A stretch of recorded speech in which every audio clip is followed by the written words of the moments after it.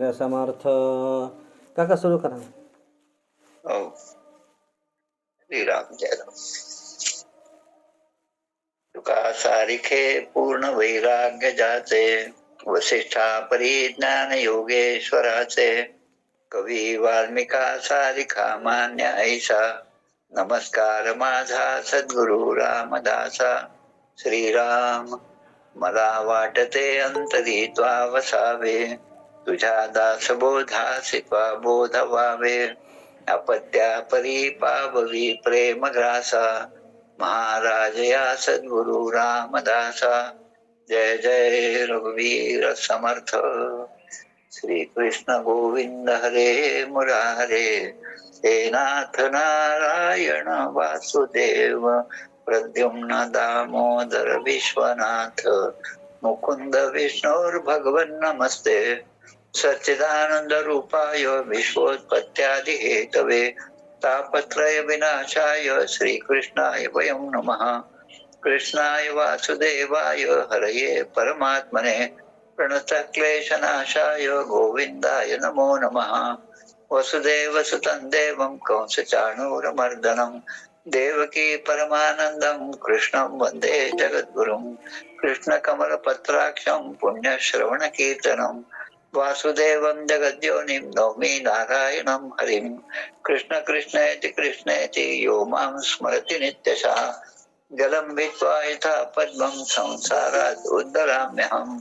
कृष्णाय वासुदेवाय देवकी नन्दनाय च, नन्दगोपकुमाराय गोविन्दाय नमो नमः. नमः पङ्कजनाभाय नमः पङ्कजमालिने, नमः पङ्कजनेत्राय नमस्ते पङ्कजाङ्घ्रे. गोपाल कृष्ण भगवान की जय. जय जय रघुवीर समर्थ.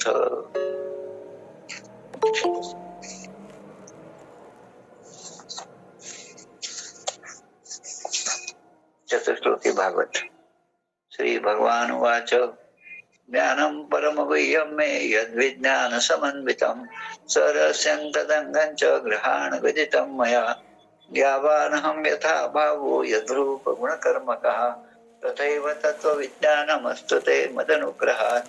अहमेवासमेवाग्रे नान्यं यत्सदसत्परं, पश्चादहं यदेतच्च यो वशिष्येत सोऽस्म्यहम्.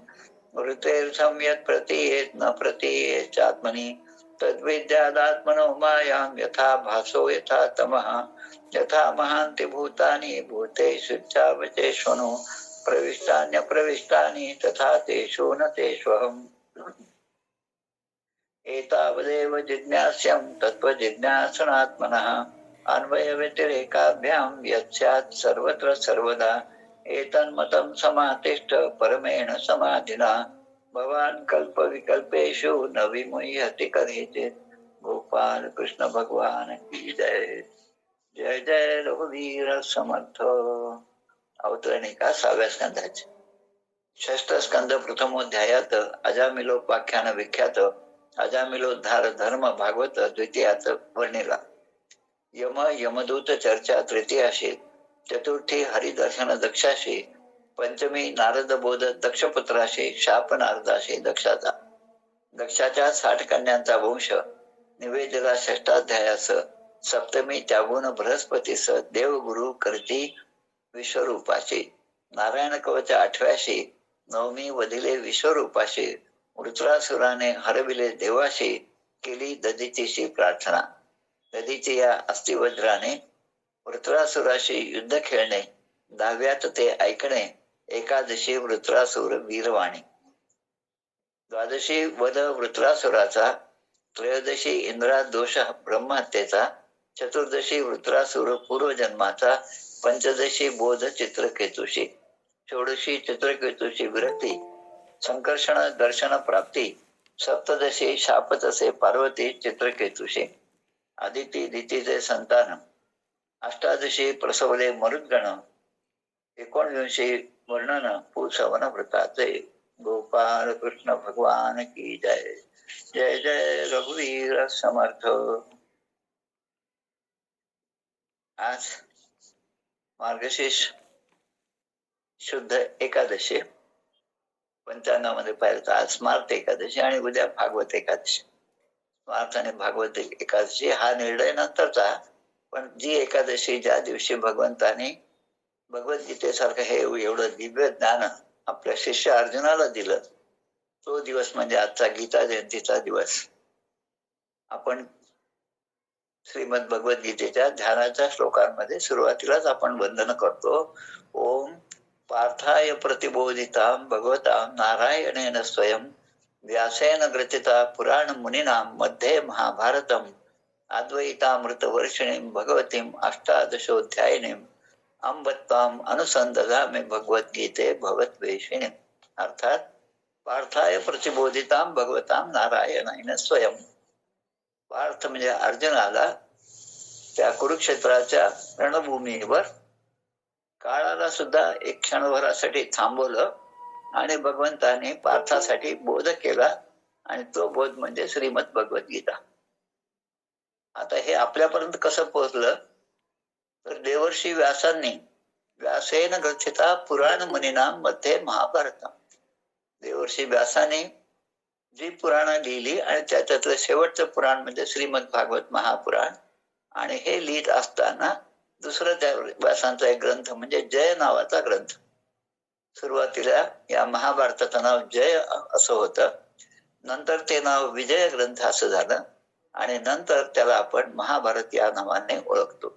या महाभारताची जेवढी व्याप्ती आहे, विशालता आहे, त्यामध्ये मध्ये महाभारतम म्हणजे त्यामधल्या मधल्या भागामध्ये व्यासेन ग्रथिता पुराण मुनीना, व्यासांसारख्या पुराण म्हणजे सर्वात पुरातन अशा मुनींनी महाभारताच्या मधोमध हे गीतेचं तत्वज्ञान त्या ठिकाणी ग्रथित केले आहे. आणि त्याचं काय विशेष आहे? अद्वैतामृत वर्षिणीं भगवतीं अष्टादशोऽध्यायिनीं. भगवंताने स्वतः अर्जुनासाठी म्हणून जे काही उपदेश दिला तो अद्वैतामृत वर्षिणीं, अद्वैत अशा अमृताचा वर्षाव करणारा हा उपदेश अष्टादशोऽध्यायिनीं, 18 अध्यायांमध्ये हा उपदेश केलेला आहे. अंब त्वाम् अनुसंदधामि भगवद्गीते भवद्वेषिणी. या सगळ्या उपदेशाचं जो अखंडपणे वाचन करेल, स्मरण करेल आणि दैनंदिन जीवनात होणाऱ्या प्रत्येक प्रसंगाच्या वेळेस या भगवद्गीतेतल्या अर्जुनाला केलेला उपदेश हा माझ्यासाठीच आहे असं गृहीत धरून कुठल्याही बाबतीमध्ये किंकर्तव्य मूढ न होता स्पष्टपणे मला कोणतं कार्य करायचंय, माझं स्वधर्म काय आहे, परधर्म काय आहे, याचा निवाडा जीवाला व्हावा. आणि तो निवाडा एकदा झालं की अंबत्वाम अनुसंधामी भगवद्गीते भवद्वेषिणी. तर अशा प्रकारचा अंबत्वाम, अंब म्हणजे आंबा, पाणी, दोन गोष्टी. आंब म्हणजे पाणी, आंब म्हणजे आंबा म्हणजे आई सुद्धा होता. त्या अनुसंधानाने त्या गीतेचं अनुसंधान जर केलं तर भगवद्गीते भवद्वेषिणी. त्या गीतेमध्ये गीतेपासून आपल्याला काय प्राप्त होतं, कोणता अद्वैत प्राप्त होतं तर भवद्वेषिणी. या भवसागराचा द्वेष म्हणजे ते सगळं अगदी नष्ट करणं, या भवसागरापासून पार होणं हे सहजपणे होऊ शकतं. आणि भगवंताने तेच उपदेश केलेला आहे. अनन्यास चिंतयन्तो माम ये जनः पर्युपासते तेषां नित्याभियुक्तानां योगक्षेमं वहाम्यहम्.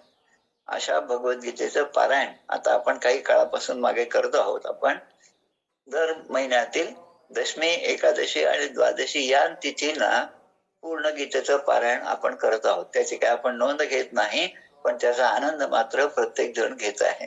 आजच मला मेसेज आला, आपल्या पुरुषोत्तम तात्या जे परंड्याच्या मठाचे मठपती आहेत, ज्या ठिकाणी कीर्तन करीत असताना योगीराज श्री कल्याण स्वामीने आपला देह ठेवला, ते वैद्य काका त्याने मला आताच कळवलं की माझं ते 3 दिवसाचं पारायण पूर्ण झालं.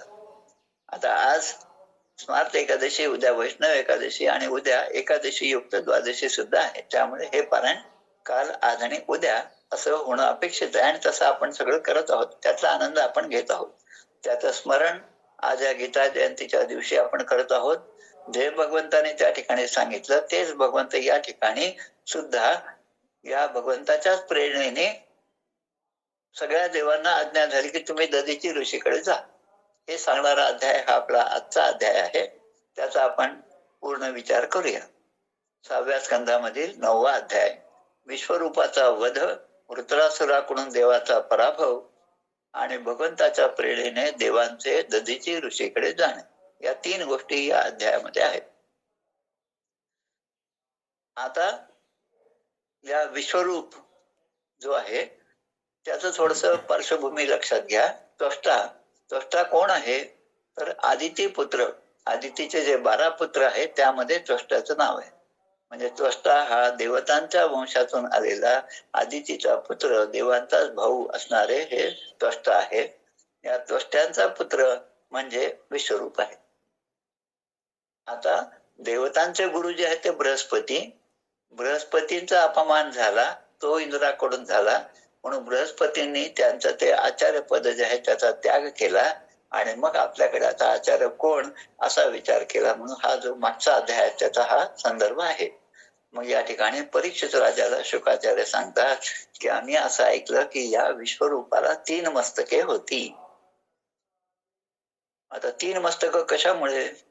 विश्वरूपाचा जन्म आपण सुद्धा पाहिला की या त्वष्ट्याचा पुत्र, त्वष्ट्याची पत्नी म्हणजे एक रचना, आणि रचना ही दैत्यांची लहान बहीण होती. म्हणजे पत्नीकडून म्हणजे आईकडून हा विश्वरूप, आईकडून हा दैत्यांच्या भागाचा झाला, वडिलांकडून हा देवांच्या भागाचा झाला, आणि मनुष्य शरीर असल्यामुळे मनुष्याचा सुद्धा आहेच आहे. त्यामुळे त्याला 3 तोंडाने, एका तोंडाने तो सोमरस पान करत होता. या ठिकाणी श्लोक आहे, सोमपीठम सुरापीठम अन्नादम इति शुश्रुम. एका तोंडाने सोमरस पिणे, दुसऱ्याने मद्य पिणे आणि तिसऱ्याने अन्न ग्रहण करणे, असं तो काम विश्वरूप त्या ठिकाणी करत होता. जगाच्या दृष्टीने यज्ञामध्ये यज्ञाचं पौरोहित्य करणारे विश्वरूप आहेत.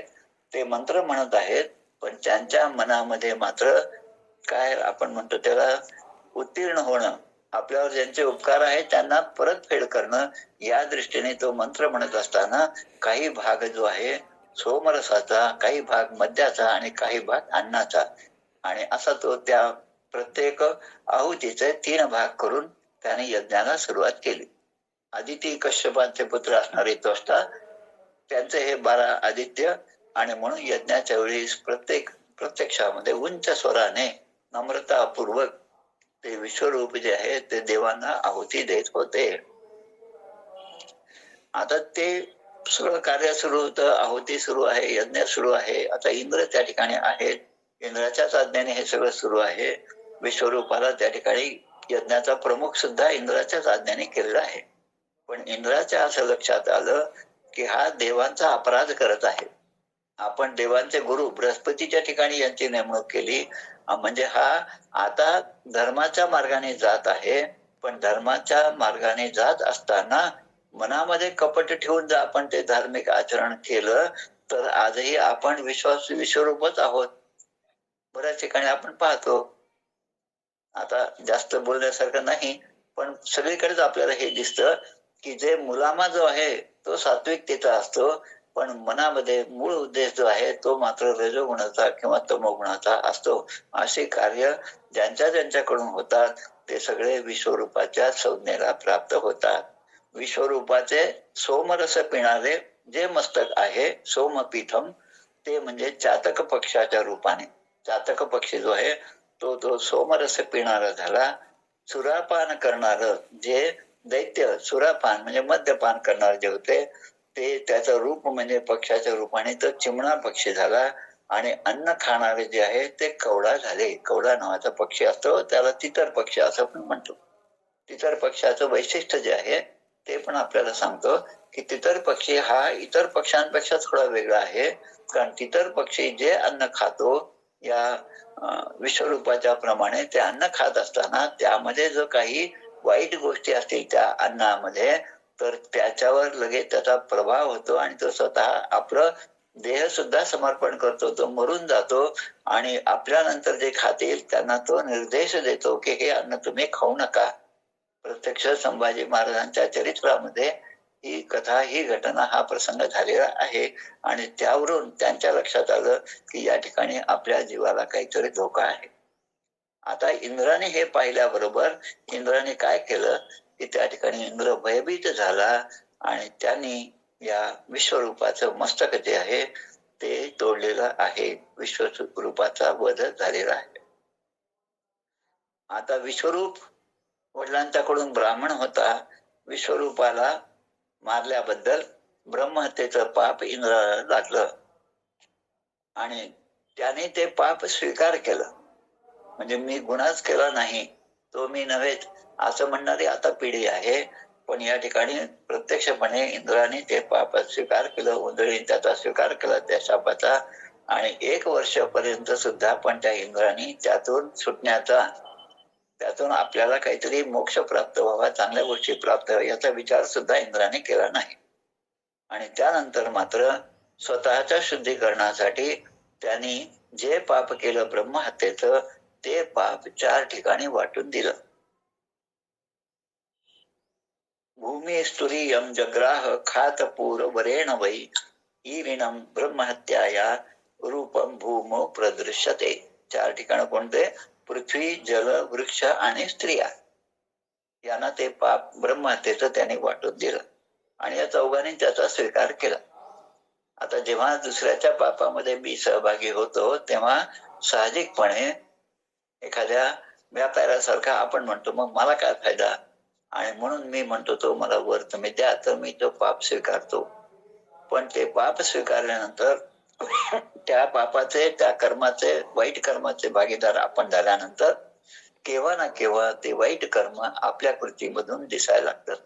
हीच गोष्ट या ठिकाणी झालेली आहे. पृथ्वीने हे पाप स्वीकारलं आणि एक वर मागून घेतला की जेथे जेथे कुठे खड्डा असेल तर तो योग्य वेळी आपोआप भरला जावा. आता हा पाण्याचा गुण आहे. आपण म्हणतो तो पाण्याचा गुण आहे. विज्ञानाच्या दृष्टीने म्हणलं की पाणी उताराकडे जातं आणि ज्या ठिकाणी खड्डा असेल तो खड्डा आपोआप भरतं, त्यामध्ये विशेष काय असं आहे. पण जे जर समतल जमीन असेल तर मग त्या ठिकाणी खड्ड्यामध्ये पाणी भरणारच नाही. मग पाणी अडवा, पाणी जिरवा, हे जे आहे हे कशासाठी झालं असेल की ते पाणी वाहून जातं म्हणून त्याला जिरवणं महत्वाचं आहे. आणि ते एकदा जिरलं की त्याचा उपयोग शेतीसाठी व्हावा. म्हणजे हे जे वर मागून घेतला त्याचा उपयोग आज आपण सुद्धा पाहत आहोत. आणि ते न केल्यामुळे पाण्याचं दुर्भिक्ष जे आहे ते सुद्धा आपल्याला दिसतं.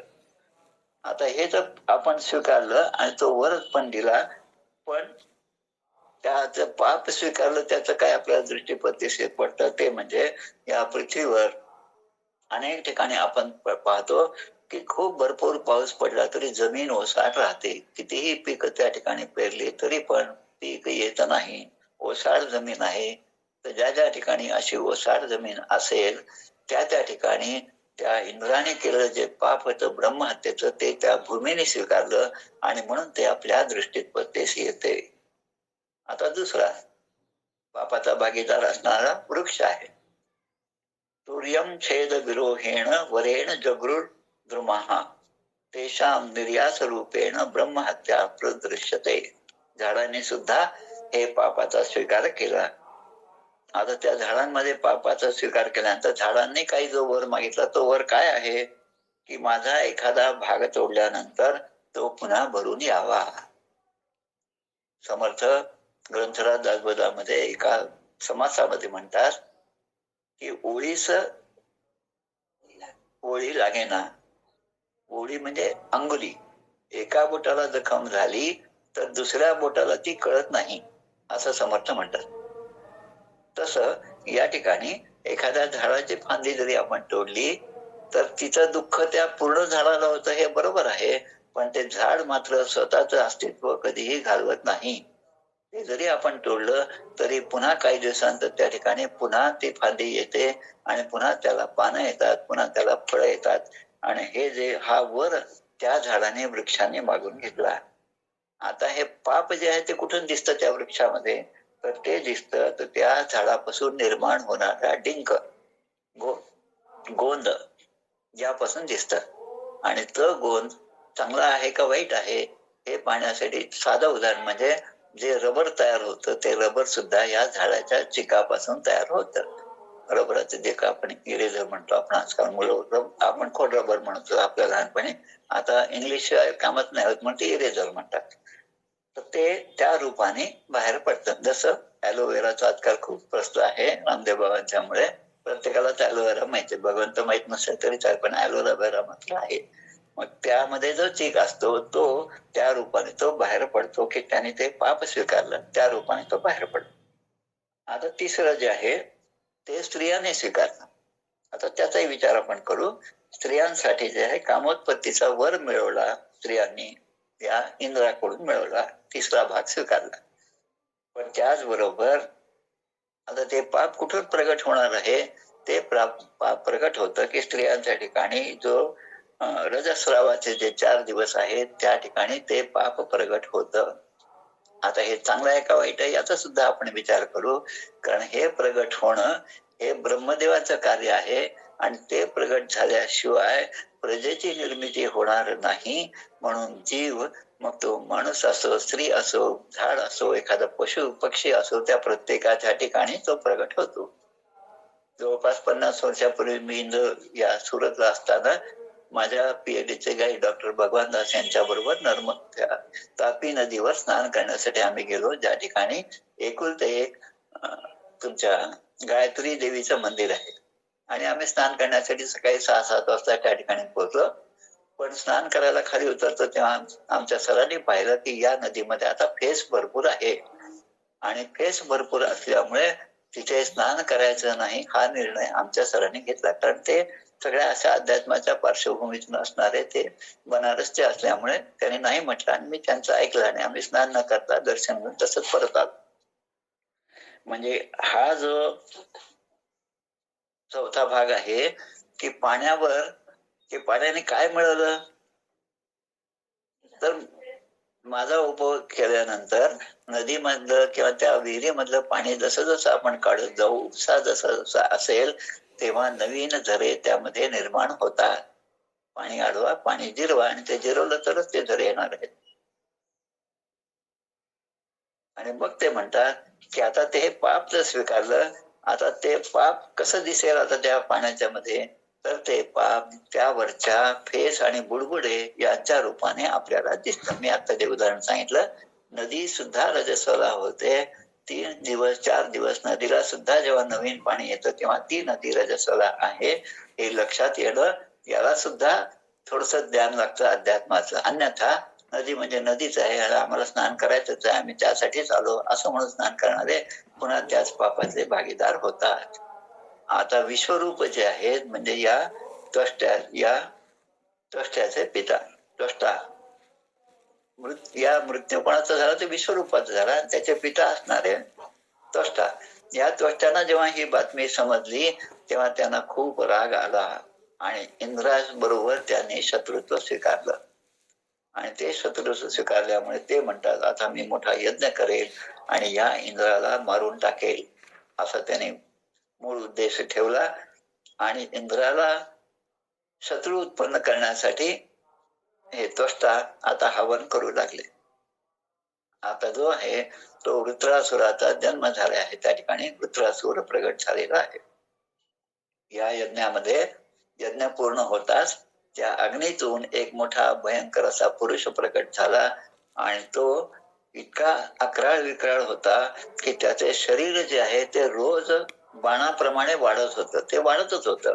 आणि लाल रंगाचा तांब्या जसं गरम केल्यानंतर तांब्याचं जसं दिसतं तसं त्याच्या दाढी मिशा सुद्धा अशा वर्णाच्या होत्या. तप्त ताम्र शिखा श्मश्रुम माध्यान्ह अर्को लोचनम. दुपारच्या सूर्याप्रमाणे तो जसा तेजस्वी असतो तसं त्याच्या केस दाढी मिशा दिसत होत्या. 3 पात्यांचा त्रिशूळ त्याच्या हातामध्ये होता आणि त्याचं सगळं आकारच एवढा मोठा होता, त्रिशूळाचा आकार एवढा मोठा होता की सगळं ब्रह्मांड आता तो त्या त्रिशूळावर घेऊन आहे असं पाहणाऱ्याला वाटायचं. पृथ्वीचा थरकाप होऊन जात होता आणि अंतरिक्षाला त्याने झेलला आहे असं तो दृश्य त्या ठिकाणी दिसत होतं. त्याला जेव्हा जांभई येते त्यावेळेस असं वाटायचं की आता हा सगळं आकाश, सगळं ब्रह्मांड, तारे, तारांगण हे सगळं गिळून घेतो का काय असं वाटायचं. म्हणून त्वष्ट्याच्या या तमोगुणी मुलाने, आता हा महत्वाचा आहे, त्वष्टा कोण आहे? आदिती पुत्र आहे. देवाकडून आलेला. त्वष्टाच्या या तमोगुणी मुलाने, म्हणजे वडील सत्वगुणी असतील तर मुलगा सत्वगुणीच निघेल असं सुद्धा काही नाही. मुलगा सुद्धा तमोगुणी निघेल, मुलगा सुद्धा रजोगुणी निघेल. पण हे त्याचं जे काय प्रगटीकरण आहे, त्याचा स्वभाव जो आहे तो त्याच्या त्याच्या पूर्वसंचितानुसार, पूर्वकर्मानुसार तो प्रगट होत असतो. आणि म्हणून ते म्हणतात या ठिकाणी की या वृत्रासुरांनी सगळे भूमीच गिरवून टाकले का काय, अशी परिस्थिती त्या ठिकाणी निर्माण झाली. आता देवता चिंतेमध्ये पडले आणि त्या ठिकाणी आदी पुरुष नारायणांची ते स्तुती करू लागले. सगळ्या देवतांनी आदी पुरुष नारायणांची स्तुती केली. आता ती स्तुती जी आहे ती जवळपास श्लोक 21 ते 27 7 श्लोकांमध्ये ती स्तुती दिलेली आहे. वायू, आकाश, अग्नी, जल, पृथ्वी, पंचमहाभूते आणि त्यापासून निर्माण झालेले हे तिन्ही लोक, त्याचे अधिपती असणारे ब्रह्मदेव आणि आम्ही सर्व देवता, हे सगळं आम्ही काय करतो तर त्या काळाला भिवून, काळ हा 25वा तत्व आहे. जेव्हा आपण पूजा करतो तेव्हा आमच्या देवघरामध्ये घड्याळ आहे. जेव्हा आम्ही आरती करतो त्या घड्याळाची सुद्धा आरती करतो. का करतो? कारण तो काळ आहे, तो आपल्याला काळ दाखवतो की मरणाचे स्मरण असावे, हरिभक्तीचं सादर व्हावे. म्हणून त्या काळालाही घाबरून देवता असं म्हणतात की सगळी पूजा सामग्री घेऊन आम्ही आपल्याला अर्पण करतो, भगवंताला ते स्तुती करतात. आणि तो काळ सुद्धा ज्या भगवंताला घाबरतो ते भगवंत प्रत्यक्ष तुम्हीच आहात, अशा प्रकारचा भाव देवतांच्या मनामध्ये झाला आणि देव हा उचू देव याप्रमाणे बोलू लागले. मग कसं आहे की जसं की अविस्मितम तम परिपूर्ण कामम स्वेनैव लाभेन समम प्रशांतम. भगवंताला म्हणतात तुमचं रूप कसं आहे, तुम्ही पूर्ण काम आहात, म्हणजे कुठलीही कामना नव्या प्रकारे निर्माण होण्याची गरज नाही, कारण सगळं तुम्ही पूर्ण काम, आप्त काम आहात. तुम्ही सम आहात, म्हणजे समदृष्टीने सगळ्या जगाकडे पाहता आणि शांत आहात. एवढ्या सगळ्या उलाढाली झाल्या तरी पण तेवढ्या शांततेने ते तुम्ही दृष्टा साक्षी म्हणून त्याकडे पाहता. पण जे लोक आपल्याला सोडून, म्हणजे भगवंताचा आश्रय सोडून दुसऱ्या कोणाला तरी शरण जातात ते मात्र मूर्ख आहेत आणि कुत्र्याचे शेपूट धरून आम्ही आता समुद्र पार करतो अशी इच्छा ते ठेवतात. आपण आपल्या दैनंदिन उपासनेमध्ये, संध्याकाळच्या उपासनेमध्ये म्हणतो हनुमंता म्हणजे कुळवली, राम मंडपावेला गेली, श्रीराम भक्तीने फळली, रामदास बोले या नावे. त्यामध्ये एक ओळी येते, दाता एक रघुनंदन वरकड लंडी देईल कोण, तया सोडून आम्ही जन कोणा प्रति मागावे. म्हणून आम्ही रामदास श्रीरामचरणी आमचा विश्वास, कोसळून पडू हे आकाश आणि काची आसन पाहू. एक मिनिट.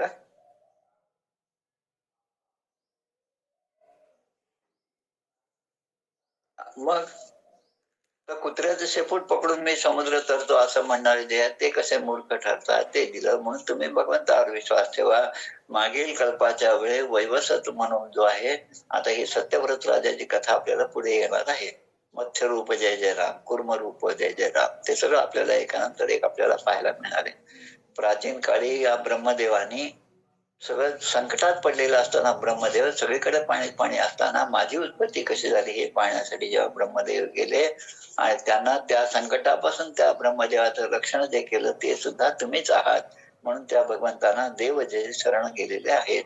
आणि ते म्हणतात प्रभूंनी आपल्या मायेने आम्हाला निर्माण केलं. भगवंत काय म्हणतात, देवता काय म्हणतात की तुम्ही आम्हाला निर्माण केलेलं आहे आणि आमच्या या निर्मितीमध्ये आम्हाला जो काही आनंद आज प्राप्त होत आहे तो सुद्धा तुमच्यामुळेच आहे. आणि तरी पण आम्ही तुमच्या स्वरूपाला पाहू शकत नाही. तुमचं जे स्वरूप आहे ते आम्हाला अजूनही लक्षात येत नाही, म्हणून तुम्ही आमच्यावर कृपा करावी आणि आम्हाला अभय द्यावं. आणि मग म्हणतात की पशु पक्षी मनुष्य कोणत्याही योनीमध्ये तुम्ही अवतार घेता आणि युगानुयुगामध्ये कृत्वात्मसात पाती युगे युगेच. पाती म्हणजे रक्षण करणं, पातु माम पाहि माम पातु रामोखिलम वपुः एताम रमो विलोपेताम रक्षाम्य सुकृती पठेत. पातु शब्दाचा अर्थ रक्षण करा. म्हणून या युगायुगामध्ये सुद्धा तुम्ही आमचं रक्षण करता, तसं आता सुद्धा आमचं तुम्ही रक्षण करावं. अशा प्रकारे सगळ्या देवतांनी भगवंताजवळ स्तुती केलेली आहे. आता देवतांची ही स्तुती ऐकून भगवंत त्या ठिकाणी प्रसन्न झाले. इति तेषां महाराज सुराणाम उपतिष्ठताम प्रतीच्छां दिश्यभूदाभिः शंखचक्र गदाधर. त्यामुळे त्या आनंदाने स्वतः शंख चक्र गदा पद्म घेऊन त्या ठिकाणी पश्चिम दिशेकडे भगवंत त्या ठिकाणी देवतांच्या समोर प्रगट झाले. भगवंताचे पार्षद सुद्धा त्या ठिकाणी होते आणि भगवंताचे दर्शन होता सगळ्या देवतांनी त्यांची स्तुती केली. राजच्छने उत्थाय तुष्टुभू म्हणजे स्तुती करू लागले. छने उत्थाय म्हणजे म्हणजे हळूहळू सगळ्या देवता ज्या दंडवत घातलेलं होतं त्या हळूहळू तिथून उठल्या आणि भगवंताची स्तुती करू लागली. आता देवतांनी जी स्तुती केली ती सुद्धा अगदी पाहण्यासारखी. नमस्ते यज्ञवीर्याय वयसे उतते नमः नमस्ते हस्तचक्राय नमः सुपुरुषये. भगवंता स्वर्ग इत्यादी यज्ञाची शक्ती म्हणजे ते यज्ञ आपण करावे ही प्रेरणा देण्यापासून त्या यज्ञापासून प्राप्त होणारी शक्ती, त्याचप्रमाणे प्रत्येक कर्माचं फळ निश्चित करून ते देणं ही सुद्धा आपली शक्ती आहे. यज्ञात विघ्न निर्माण करणाऱ्या दैत्यांना छिन्न विच्छिन्न करून टाकणं हे सुद्धा आपण सहजतेने करू शकता. परित्राणाय साधूनाम विनाशायचे दुष्कृताम या ज्ञाने तुम्ही सगळं करत असतात. त्याचप्रमाणे सत्व रज तम हे जे 3 गुण आहेत त्या गुणांचा प्रभाव या 3 गुणांच्या अनुसार उत्तम मध्यम आणि कनिष्ठ अशा गती जीवाला प्राप्त होत असतात. आणि म्हणून भगवान ओम नमस्तेस्तु भगवान नारायण वासुदेव आदिपुरुष महापुरुषाय महानुभाव परम मंगल परम कल्याण परम कारुणिक केवल जगदाधार असे अनेक विशेषण देऊन या ठिकाणी भगवंताची स्तुती केलेली आहे. आणि मग म्हणतात सगळ्या देवता म्हणतात की तुमच्या लीला जाणणं फार कठीण आहे आणि कुठलाही आश्रय नसताना, कुठलंही शरीर नसताना, देह धारण केलेलं नसताना, निर्गुण रूपामध्ये असताना, निर्विकार स्वरूप असताना तुम्ही या जगाची उत्पत्ती स्थिती आणि लय करता आणि म्हणून आम्ही तुम्हाला शरण आलेलो आहोत. तर तुम्ही या सगळ्या गोष्टींकडे जगातल्या सगळ्या घटनांकडे अगदी साक्षी भावाने पाहत असता. समविषमतीनाम मतमनुसरसी यथा रज्जुखंडः सर्पादी धियाम. पुरातच उपमा रज्जू आणि सर्पाची या ठिकाणी दिलेली आहे. जसा दोरीचा तुकडा आहे, ती दोरी आहे हे जे जाणतात त्याला त्या दोरीमध्ये सर्प दिसत नाही, तो घाबरत सुद्धा नाही. पण त्या दोरीचं ज्यांना ज्ञान नाही ते मात्र त्या दोरीला पाहून हा सापच आहे अशा भ्रमात असतात आणि अशा भीतीमध्ये ते पुन्हा घाबरून जातात. तसं अज्ञानी लोक जे आहे ते प्रत्येक कर्माचा कर्ता मी आहे, त्याचा भोगता मी आहे, त्याचं सगळं श्रेय माझ्याकडे आहे आणि ते नाही झालं तर दुसऱ्याच्या मदती झाली नाही म्हणून मला हे अपयश आलं असं ते स्वतःकडे यश आणि अपयश हे दोन्ही घेतात. असे जे अज्ञानी आहेत ते मात्र तुमच्या स्वरूपाला जाणू शकत नाही. पण जे ज्ञानी आहेत त्यांना मात्र आपलं सच्चिदानंद स्वरूप लक्षात येतं आणि म्हणून आपल्या बुद्धीनुसार तुम्ही त्या त्या भक्तासाठी वेगवेगळे रूप धारण करता. आता एक सिंधुताई सपकाळ, ते सिंधुताईचं एक सिरियल चालू आहे. त्यांना मदत करण्यासाठी त्या गावचे जे प्रमुख अधिकारी आहेत ते आपला माणूस पाठवतात, वेश बदलून पाठवतात, पण त्यांना ते मदत करतात. कोणासाठी? जे भगवंतावर विश्वास ठेवतात. त्या सिरियल मध्ये आपण पाहत असाल तर सारखं ती म्हणत असते माझा किसन देव आहे, तो सगळं पाहून घेईल. तर तसं या ठिकाणी म्हणतात की तुझ्या महात्म्याचा अमृत बिंदू, तुझं महात्म्य असं आहे की त्याचा अमृत रूप बिंदू, एक बिंदूची जरी चव घेतली तरी आमच्या भक्तांच्या हृदयामध्ये परमानंदाची प्राप्ती होते. आणि म्हणून तू या सगळ्या जगाचा आत्मा आहेस, तू या जगाचा आश्रय आहेस, तुझ्याच आधारावर हे सगळं जग आहे, संचालक सुद्धा तूच आहेस. आणि असे हो जयांतरी भाव दैसा वसे हो दयांतरी देव तैसा. मग ज्या भावनेने जो तुझ्याकडे जसं पाहिल त्याप्रमाणे त्याला त्याचं फळ मिळतं हे सुद्धा आहे. आता या त्वष्ट्याचा पुत्र विश्वरूप जो आहे त्याच्यानंतर जो वृत्रासुर निर्माण झालेला आहे त्या वृत्रासुराचा तुम्ही नाश करा. कारण वृत्रासुर या दृष्ट्यानेच निर्माण केला, पण कशासाठी? की त्या इंद्राला मारण्यासाठी. म्हणून देवता सगळे घाबरलेले आहेत. आणि मग शेवटी म्हणतात, तुम्हीच आमचे माता पिता सगळं, तुम्ही माता तुम्ही बंधू सगळं सगळं. पण एवढं असूनही ते प्रार्थना करतात की तुझं बिन मज पाहता कोण आहे, म्हणून मन माझे रे तुझी वास पाहे, मज तुझं निरविले पाहिजे आठविले. आपल्या 11 मारुती स्तोत्रामधले हे माझ्या माहिती पण 6वं श्लोक आहे, 6वं स्तोत्र आहे. सकळी खनिज दासा लागे सांबा. तसं प्रभू जशा अग्नीमध्ये अंशभूत असणाऱ्या ठिणग्या ज्या आहेत त्या अग्नीला प्रकाशित करण्यास असमर्थ असतात, स्वतःहून नाही. त्या लाकडामध्ये अग्नी आहे, पण त्याला प्रगट व्हावं लागतं. तो प्रगट झाल्यानंतर मात्र आपण ज्याच्यापासून प्रगट झालो त्याला सुद्धा तो जळून टाकतो. एवढं सामर्थ्य त्यांच्या ठिकाणी येतं. म्हणून या ठिकाणी आम्ही तुमच्याकडे एका इच्छेने आलेलो आहोत. आणि आता ती इच्छा व्यक्त करण्याची सुद्धा गरज नाही, कारण तुम्ही सगळ्यांच्या अंतर्यामी आहात. त्यामुळे सगळ्यांचं सुख दुःख हे सगळं तुम्हाला माहित असतं, कारण साक्षी भावाने तुम्ही हे सगळं पाहत असता. अतो ईश जही त्वाष्टम ग्रसंतम भुवनत्रयम ग्रस्तानि येन न कृष्ण तेजांस्तया युधानी च. म्हणून वृत्रासुराने आमच्यावर हल्ला केला आणि आमचे शस्त्रास्त्रे सुद्धा गळून टाकलेले आहेत. त्याच्या प्रभावामुळे आम्ही आता हतबल झालेलो आहोत आणि तो आता तिन्ही लोकांना ग्रासत आहे. त्यामुळे त्याला तुम्ही मारून टाकावे असं ते त्या ठिकाणी येऊन ते भगवंताजवळ प्रार्थना करतात. तेव्हा शुकदेव आपल्याला म्हणतात की जेव्हा अशी प्रार्थना झाली तेव्हा मोठ्या आदराने भगवंताचे स्तवन केलं. तेव्हा भगवंताने आपली स्तुती पाहिली आणि त्यांना सुद्धा आनंद झाला. आता स्तुती कोणाला प्रिय नाही? प्रत्येकाला स्तुती प्रिय असते. अगदी उदाहरण म्हणजे प्रवचन झाल्यावर जे आपण 5 मिनिटं थांबतो, प्रवचन करता थांबतो, कोणासाठी? की ते ऐकल्यानंतर कोण काय म्हणतं, वा वा छान झालं असं म्हणलं खूप आनंद होतो. पण याच्या विरुद्ध आमचा अजून एक ग्रुप आहे, नगर मधला एक ग्रुप आहे. त्या ग्रुपमध्ये जवळपास 100 जण असतात, साधक असतात. जवळपास आता त्या ठिकाणी 4थं आवर्तन चालू आहे ग्रंथराज दासबोधाच्या पारायणाच्या रूपाने. रोज 3:30 ते 4:30 असं प्रवचन असतं. त्यामध्ये अगोदरच ते सांगतात की आपल्या प्रतिक्रिया असतील तर मेसेज द्यावा, प्रत्यक्ष या ठिकाणी बोलू नये. आणि हा ग्रुप सोडत असताना जय जय रघुवीर समर्थ, जय श्रीराम असं म्हणून ग्रुप सोडावा. मग त्या ठिकाणी प्रवचन दिल्यानंतर प्रवचनकर्त्याला एक वाटतं की आपण एवढं छान प्रवचन दिलं पण कोणीच माझी स्तुती केली नाही. म्हणजे प्रत्येकाला जशी स्तुती प्रिय आहे तसंच भगवंताला सुद्धा स्तुती प्रिय आहे.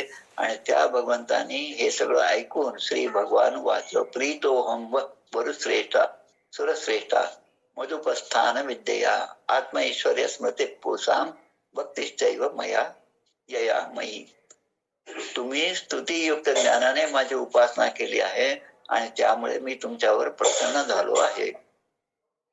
आणि मग म्हणतात जेव्हा मी प्रसन्न होतो तेव्हा कोणती वस्तू दुर्मिळ असते? ज्याचा भगवंत आहे.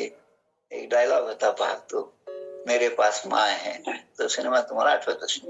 माझ्याकडे सगळं आहे, दिवार कापून लगेच सांगितलं, कारण का सिनेमा पाहण्याचे पहिला नंबर तिथं असायचा. जगातील विषयांना सत्य मानणारा अज्ञानी मनुष्य हा खरं कल्याण जाणत नाही. जो अज्ञानाच्याच आनंदामध्ये असतो तो आपलं प्रिय जे आहे तिकडेच त्याचं लक्ष असतं आणि श्रेयस्कर काय इकडे त्याचं लक्ष नसतं. आणि त्याच्यामध्ये जो विषयातच रममाण होतो तो सुद्धा अज्ञानीच होय असं या ठिकाणी म्हणतात. श्रेयम निश्रेयसम विद्वान न वक्त न्याय कर्मही न राती रागिणोपथ्यम वांछतो ही भिषक्तमम भिषक्तमः. म्हणजे जसं रोग्याची इच्छा असूनही चांगला वैद्य त्याला कुपथ्य करू देत नाही. हे खाऊ नको म्हणजे खाऊ नको, अगदी हे सांभाळून घे. श्री गुरुचरित्रामध्ये आता गुरुचरित्राचे दिवस आहेत, पारायण सुरू आहेत. त्यामध्ये कुक्षी व्यथा झालेल्या ब्राह्मणाला ज्याच्या पोटामध्ये अन्न पण जात नव्हतं, बासरमध्ये झालेलीच घटना आहे, सरस्वती देवीच्या ठिकाण असणारे. तो ब्राह्मण आपल्या काय कारण देते नरसिंह सरस्वतींना शरण गेला आणि आपली व्यथा सांगितली. तेव्हा नरसिंह सरस्वतीने त्यांना स्वतः अन्न तयार करून त्याला जेवू घालायला लावलं. त्याला वाटत होतं, इतरांना वाटत होतं की याला तर पोटाची व्यथा आहे आणि हा अन्न खाल्लं तरी ते उठून पडतं, मग कसं होईल आता याचं, असं त्यांना वाटतं. पण भगवंताची कृपा काही वेगळीच असते आणि ते प्रसाद रूपाने भक्षण केल्यावर तो एकदम चांगला झालेला आहे. सायमदेव साखरे हे जे नाव आहे ते त्यामधलं नाव आहे. म्हणून रोग्याची इच्छा असून सुद्धा चांगला वैद्य त्याला कुपथ्य करू देत नाही. आणि अज्ञानी लोकांना कर्माचा उपदेश करून काही उपयोग नाही. जे अज्ञानी आहेत त्यांना किती तुम्ही कर्मयोग सांगितलं, गीतेचं तत्वज्ञान सांगितलं तरी ते काही उपयोगाचं होत नाही. म्हणून अर्जुनाची या पंथी जे परिसणया सिद्ध होती. अर्जुनासारखे श्रवण करण्यामध्ये जे खरे सिद्ध असतील त्यांनाच तो उपदेश कामाचा, अन्यथा इतरांना काय उपदेश कामाचा. ते सांगतात आमचा धर्म श्रेष्ठ आहे, आमचा धर्म श्रेष्ठ आहे, तुमचं गीतेचं काय तत्वज्ञान घेऊन बसलात, असं ते अज्ञानामुळे आपल्या या सनातन धर्माला नावं ठेवत जातात. आणि म्हणून या ठिकाणी इंद्राला आता भगवंत आज्ञा करतात. भगवन यात भद्रंभो दध्यंचम ऋषी सत्तमम विद्या व्रत तपसारम गात्रम याच तमाचिरम. इंद्रा तुझं कल्याण असो, भद्रंभो तुझं कल्याण असो. आता तू उशीर करू नकोस, ऋषी श्रेष्ठ अशा दधीची ऋषीकडे तू जा. आता या सगळ्यांना दधीची ऋषीकडे त्याने पाठवलेलं आहे. ते जा म्हणतात, ते आदेश दिला. कारण ह्या दधीची ऋषींनी उपासना, व्रत, अनुष्ठान, तपश्चर्या यामुळे आपलं शरीर बलवान केलेलं आहे. आता त्यांच्या शरीरामुळे तुला या ठिकाणचा खरा जो काही काय म्हणतात त्याला चांगला प्रभाव तुला जो पाहिजे, तुम्हाला जे अपेक्षित आहे ते तुम्हाला त्यांच्याकडूनच प्राप्त होणार आहे. कारण या दधीची ऋषींनी खऱ्या अर्थाने ब्रह्मज्ञान प्राप्त केलं. शुद्ध ब्रह्मज्ञान काय हे दधीची ऋषींना माहित आहे. आणि अश्विनी कुमार हे आपण देवता आहेत, त्यांचा उल्लेख सुद्धा आता 2 अध्यायापूर्वी झाला, ज्या ठिकाणी अनेक प्रकारच्या देवता, जे देवता आहेत, दैत्य आहेत, त्यांची उत्पत्ती कोणापासून झाली यामध्ये या अश्विनी कुमारांचं सुद्धा नाव आहे. तर घोड्याच्या डोक्याने त्यांना उपदेश केल्याने त्यांचं एक नाव जे आहे अश्वशिर असं त्यांचं नाव पडलेलं आहे. आणि या अश्वशिराने जी विद्या त्यावेळेस सांगितली त्या विद्येला अश्वशिरस विद्या असं म्हणतात. आणि मग या दधीची ऋषींनी ती विद्या त्वष्ट्याला शिकवली आणि त्वष्ट्याने विश्वरूपाला शिकवली आणि त्या विश्वरूपाने इंद्राला ती विद्या शिकवली. असे या ठिकाणी 53व्या श्लोकामध्ये विश्वरूपा यत प्रादात त्वष्टा यत स्वमध्यस्थतः. आणि मग ते म्हणतात की तुम्ही आता या अथर्ववेदी दधीची ऋषींकडे जा आणि सर्वप्रथम स्वरूपभूत अभेद्य अशा नारायण कवच याचा त्वष्ट्याला उपदेश केला. आणि मग त्वष्ट्याने तो विश्वरूपाला केला, विश्वरूपाने तो इंद्राला केला. इंद्राला ते सगळं समजावून सांगतात भगवंत. आणि म्हणून तुम्ही त्या त्वष्ट्याकडे जाऊन त्यांच्याकडून त्यांचं शरीर जे आहे ते तुम्ही प्राप्त करून घ्या. दधीची नावाची संस्था दिल्लीमध्ये आहे, अनेक ठिकाणी आहे, की आपल्या देहाचा त्याग, देह आता जाणारच आहे अशी अवस्था मरणासध्य व्यक्तीला स्वतःहून ते डिक्लेरेशन द्यावं लागतं की माझे डोळे असतील तर ते दुसऱ्या कुणातरी द्या की त्याला ती दृष्टी प्राप्त होईल. माझे जे काही हाडं असतील त्याचा सुद्धा उपयोग झाला तर अजून चांगलं होईल, माझं जीवन सफल होईल. यामध्ये 2 विचार आहेत की जे आपलं नाहीच त्याचं दान मी कसं करायचं हा एक विचार आहे. आणि दुसरीकडे जे नाहीतरी अग्नीला समर्पण होणार नाही त्याचं दान केलं तर निदान दुसऱ्याचं भलं होईल. आता यातलं योग्य काय आणि अयोग्य काय एक वेगळा चर्चेचा वेगळाच विषय आहे. म्हणून तुम्ही आता त्यांच्याकडे जाऊन त्यांचे हाडं जे आहेत ते जे देतील शरीराचा भाग त्यापासून एक शस्त्र बनवा, वज्र बनवा आणि ते वज्र तयार करण्याची आज्ञा या ठिकाणी भगवंताने केली. तस्मिन विनिहते यूयम तेजो अस्त्रायुध संपदा. आणि त्या अस्त्राच्या मुळे तुमचं गेलेलं तेज, तुमची शस्त्रास्त्रे आणि सगळी संपत्ती हे सगळे तुम्हाला पुन्हा प्राप्त होईल, तुमचे कल्याण होईल. कारण मला शरण आलेला जो आहे त्याला पुन्हा दुसऱ्याकडून काही धोका नाही, त्याला दुसऱ्याकडून हत्येचं सुद्धा शक्यता नाही. भगवान श्रीकृष्ण त्या कालियाच्या फण्यावर 1000 फण्यावर त्या डोहामध्ये जेव्हा नाच करतात आणि त्याला सांगतात तू आता परत तू रमणीक द्वीपाकडे जा, रमणीक द्वीपाकडे. आणि तो जायला तयार नसतो कारण त्या ठिकाणी गरुड आहे आणि गरुड मला मारेल असं त्याचं म्हणणं. तेव्हा भगवंत म्हणतात अरे तो गरुड जो आहे तो आमच्या डिपार्टमेंटचा आहे, माझे चर्म कमळ तुझ्या मस्तकावर पाहिल्यानंतर तो तुला कुठल्याही प्रकारचा त्रास देणार न हिंसंतीच मतपरान की मला जो शरण आलेला आहे न हिंसंती त्याला कोणाकोणीही हिंसा होणार नाही. भूय प्राप्स्यथ भद्रभू असं तुला मी या ठिकाणी सांगतो, असं म्हणून हा अध्याय या ठिकाणी समाप्त होत आहे. इति श्रीमद्भागवते महापुराणे पारमहंस्यां संहितायां षष्ठस्कंधे नवमोऽध्यायः. श्रीकृष्णार्पणमस्तु. 2 मिनिटं थांबू.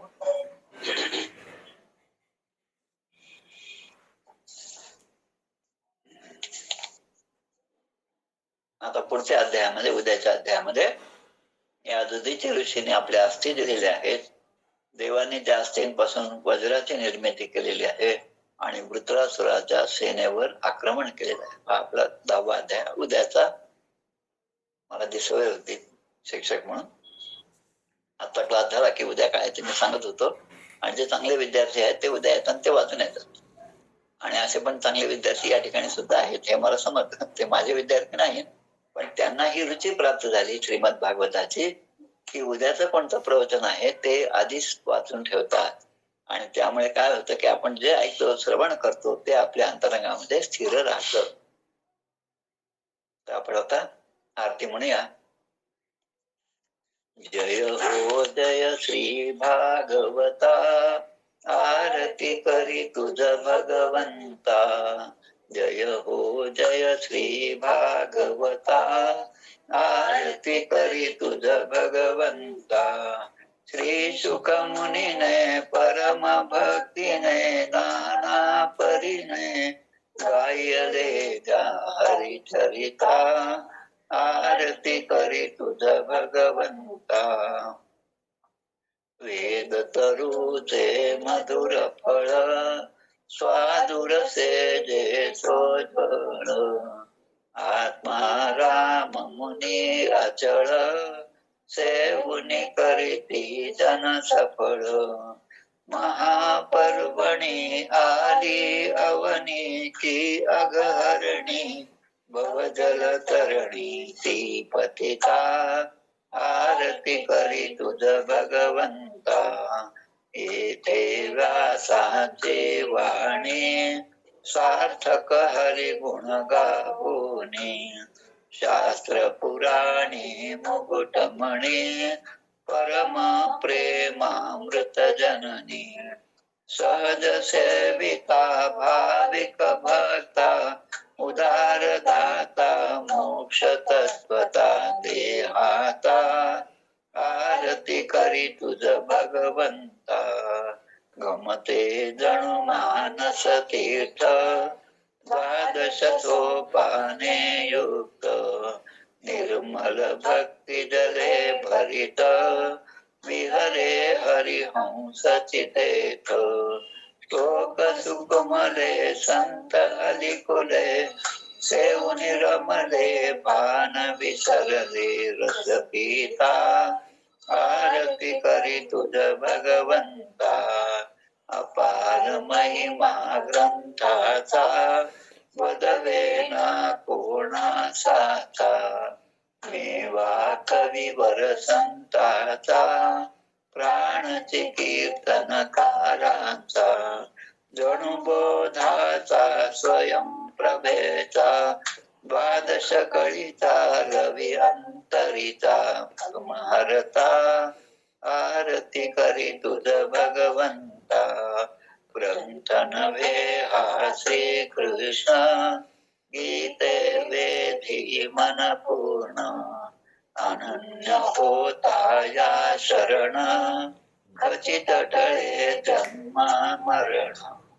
त्रिताप जाती चिरये शांती, नाथही वदती रामपदी ठेवी माथा. आरती करी तुझ भगवंता. जय हो जय श्री भागवता, आरती करी तुझ भगवंता. गोपाल कृष्ण भगवान की जय. जय जय रघुवीर समर्थ. अजून एक गोष्ट सांगायची आहे. आज 22 तारीख आहे, 22 डिसेंबर. बरोबर 1 महिन्याने 22 जानेवारीला